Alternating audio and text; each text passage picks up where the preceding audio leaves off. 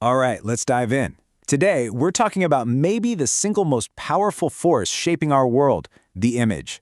Seriously, from the very first photograph that literally froze time, all the way to the infinite scroll that eats up all of our time, we're going to peel back the layers on the hidden history of how we see. To get a sense of scale, just think about this number. Over 100 million. That's how many photos and videos get uploaded to Instagram every single day. And get this, that's not in a week or a month. That's today and tomorrow. We are swimming, maybe even drowning, in a visual flood. It's this non-stop stream of information, emotion, and persuasion, all delivered right to our eyeballs. But here's the big question, the one we're really digging into today. With so much to look at, are we actually losing the ability to truly see what's in front of us? As this pulse of images has gotten faster and faster, has our understanding gotten any deeper? Or has it just gotten more shallow? So, let's rewind. Let's start at the very beginning.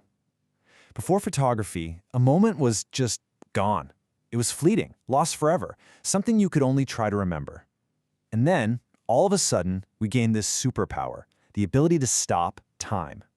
For the very first time in human history, reality could be captured, it could be held, and it could be examined, like a silent witness to a single, unchangeable instant. You know, this quote from the legendary photographer Henri Cartier-Bresson, it just nails it. He perfectly captures that early magic. It wasn't about just pointing our camera and clicking. It was a whole act of intense focus, of literally holding your breath to try and distill the entire essence of a moment into one single perfect frame. And this technology, it evolved at an absolutely breakneck pace. I mean, you go from the super complex daguerreotype in 1839 to the Kodak Brownie in 1888. That little box put a camera in almost anyone's hands. Their slogan was genius. You push the button, we do the rest. And by 1925, the small, portable 35mm camera gave birth to photojournalism, letting us see the world's biggest moments with our own eyes. Okay, so we froze time. What was the next logical leap? Making it move again. The jump from the static image to pictures in motion was, well, it was profound. Film and then later television didn't just capture reality anymore, they started to construct it. All at once, we had this incredible power to tell complex stories, build entire worlds, and shape the beliefs and dreams of millions of people at the exact same time.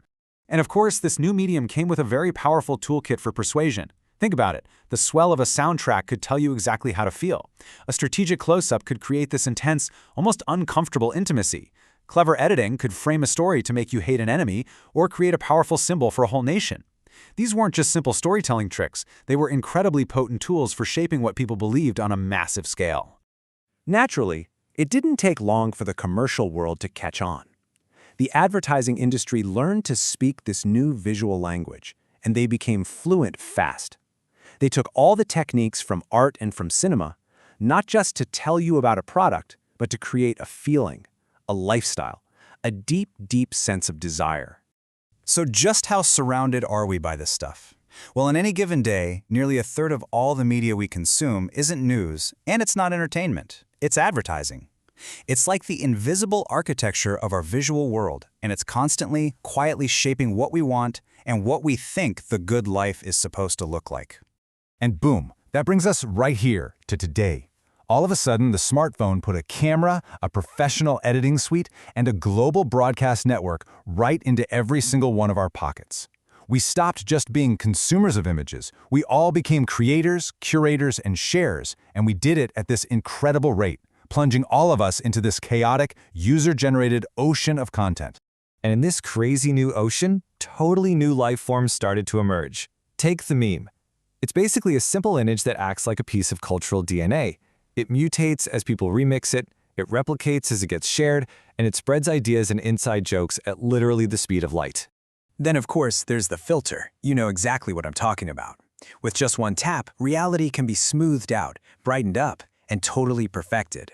And it's not just about trying to look a little better. It's about curating a personal brand, presenting this idealized version of your life, and blurring that line between what's authentic and what's artificial. And now we're facing the next evolution, the deepfake. These are AI-generated videos that can make it look like anyone said or did anything. This synthetic media is so scarily realistic that it completely destabilizes that core belief we all have that seeing is believing. When a video of a world leader, or even of you, can be convincingly faked, the very fabric of truth is up for grabs. So what has this constant 24/7 flood of images actually done to our brains? Well, it has fundamentally rewired our attention. Check this out. 20 years ago, we spent an average of 12 seconds looking at a single photograph.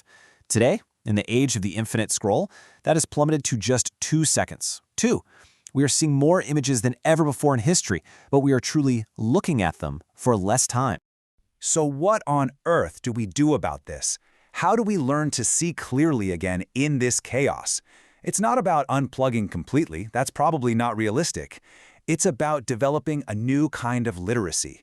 It's about building a toolkit for how to see in the 21st century. And here it is. 3 simple but incredibly powerful steps. First, always question the source. Ask yourself, who made this and what do they want from me? Second, analyze the frame. What did the creator choose to show me, and maybe even more importantly, what crucial context might be just outside the picture? And third, check your own emotion. Recognize when an image is engineered to make you feel angry or happy or afraid, and then ask yourself, why? At the end of the day, just remember this. Every time you look, every time you like, every time you share, you are casting a vote. You're helping to build the kind of visual world you want to live in. The image has immense power, for sure, but so does your attention. So the final question really is this: who or what will you choose to give that power to?